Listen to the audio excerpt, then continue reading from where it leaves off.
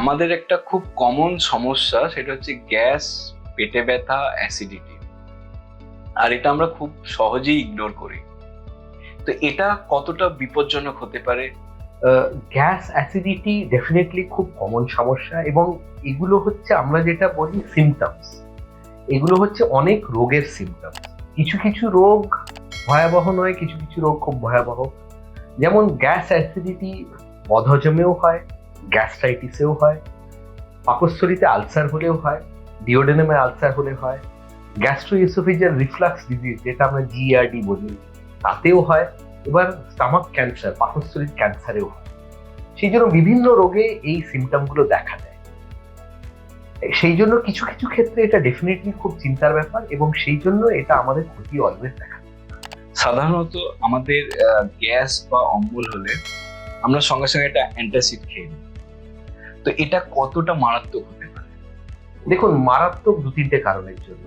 একটা হচ্ছে যে আমি যেটা বললাম যে গ্যাস অ্যাসিডিটির কারণ অনেক কিছুই হতে পারে। এবার সেখানে যদি কোনো ভয়াবহ রোগ আন্ডারলাইন আছে, সেখানে আপনি এরকম গ্যাসের ওষুধ খেয়ে যাচ্ছেন দিনের পর দিন, রোগটা তো বেড়ে যাচ্ছে, রোগটা তো সমাধান হচ্ছে না, সেইটা একটা প্রবলেম।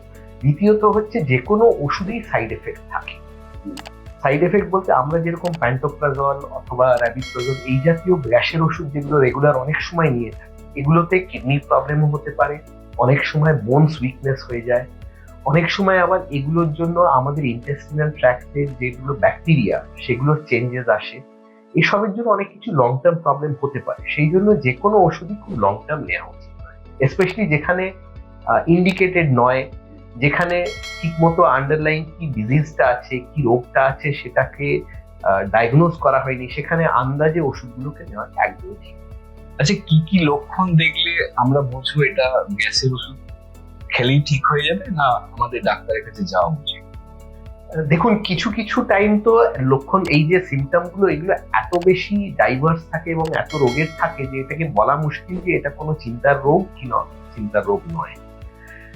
কয়েকটা অবশ্যই সিমটম আছে যেগুলো এর সঙ্গে যদি মানে এই যে গ্যাস অ্যাসিডির সঙ্গে যদি অ্যাকম্পানি করে, তাহলে আমাদের চিন্তার ব্যাপার ভাবা উচিত। প্রথমত হচ্ছে যদি আমরা দেখি পেটে খুব সিভিয়ার ব্যথা হচ্ছে, পেশেন্টের রেগুলার বেসিসে বমি হচ্ছে, রক্ত বমি হচ্ছে, অথবা কালো পায়খানা হচ্ছে, পেশেন্টের খিদে কমে যাচ্ছে, অথবা ওজন কম হচ্ছে, এই সিমটম গুলো যদি দেখা দেয়, তাহলে এটা বুঝতে হবে আন্ডারলাইন কিছু চিন্তার ব্যাপার আছে, এবং তখনই ডাক্তারের কাছে দেখাবে। আরেকটা জিনিস যেটা আমরা বলি, অনেক সময় সিমটম গুলো অনেক দিন ধরে থাকে, বছরের পর বছর, সেগুলো বেশিরভাগ সময় ক্যান্সারের কোনো সিমটম নয়, সেগুলো আমরা ইগনোর করতে পারি। কিন্তু যেখানে আপনি দেখছেন সিমটম গুলো হয়তো রিসেন্ট অনসেট হয়েছে, রিসেন্ট অনসেট করতে 1 মাস, 2 মাস, 3 মাসের মধ্যে, সেগুলো কিন্তু ডেফিনেটলি চিন্তার ব্যাপার।